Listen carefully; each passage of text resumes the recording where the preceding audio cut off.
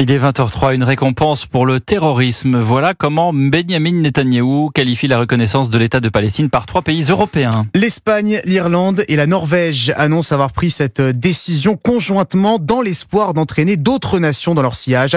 Tollé en Israël, où le Premier ministre et les membres de son gouvernement voient dans ce choix une façon de donner raison au Hamas plus de 7 mois après les attaques du 7 octobre.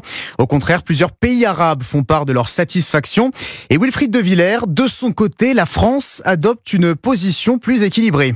Oui, une position qu'a précisé le chef de la diplomatie française, Stéphane Séjourné, pour qui la reconnaissance d'un État palestinien n'est pas un sujet tabou, tout en estimant que les conditions ne sont pas réunies à ce jour pour que cette décision ait un réel impact.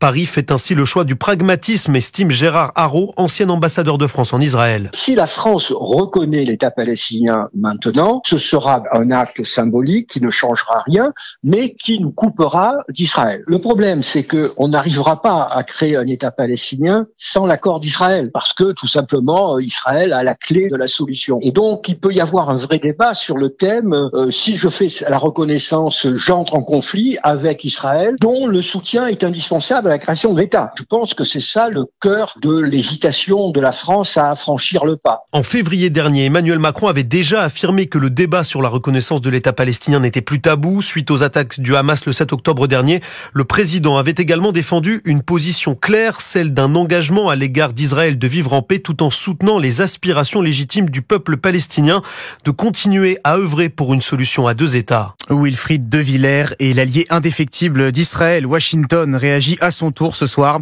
Le président américain Joe Biden se dit opposé à la reconnaissance unilatérale d'un État palestinien.